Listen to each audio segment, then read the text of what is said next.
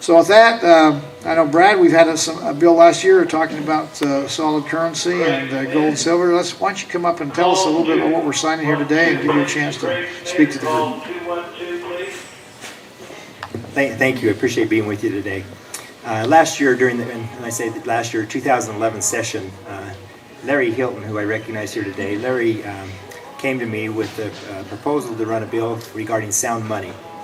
And so last year I ran House Bill 317, which made gold and silver coins issued by the federal government legal tender in the state of Utah, exempted them from capital gains tax, and made it voluntary, not mandatory.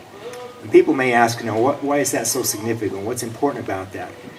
Just a few weeks ago we had Bern Bernanke, who came out and said, and I'll use his words, the level of federal deficit and debt is clearly unsustainable.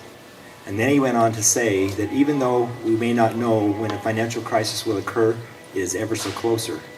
And so we have, in the state of Utah, passed a bill now that provides for an alternative currency to be used, to be available in the state of Utah. So in the event that there is a collapse or a concern or issue with Federal Reserve notes or the dollar, we can continue to transact business in Utah. Since the bill passed, last year, as you may know, we had a number of special sessions because of some issues and concerns. One of our House PR persons came to me and said, Representative Galvez, what are you doing?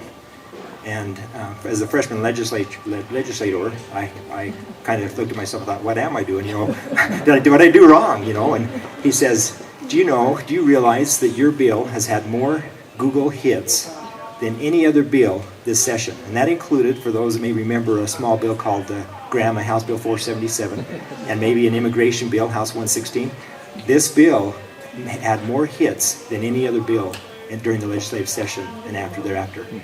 And you may ask, and I think for those that I sent the invitation out may understand, the reason we're holding this here today is because Bert Smith, for many years, has been a great defender of sound money. And back in the late 70s, 80s, Bert actually used gold and silver coin in the store. He would accept it for purchases. He was featured in a New York Times article just this last year. And so I brought some of these articles. We were in the Washington Post, Washington Times, LA Times, New York Times. We've had a lot of articles regarding this bill.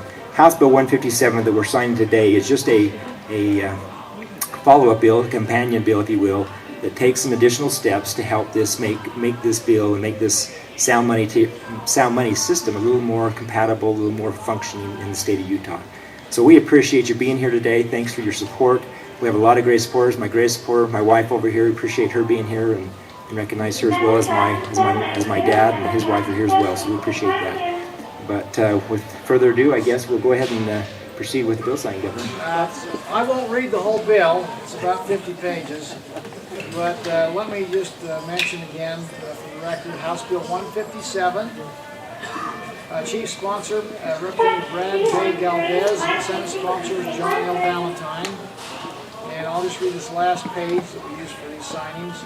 Be it known that House Bill 157, Currency Amendments, sponsored by Representative Brad Galvez and co-sponsored by Senator John Valentine, passed the Utah State Legislature, was signed by the President of the Senate and the Speaker of the House.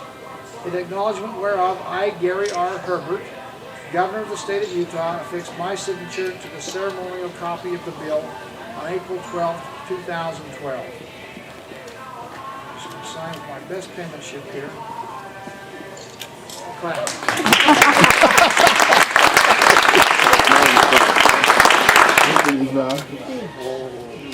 Good doing business with you. There's your knife, and I want there's your Okay, I want to buy one too. All right. Tell me when you're done so I can see it. Oh, you're in? Yeah, there's also. That's probably a pretty fair exchange.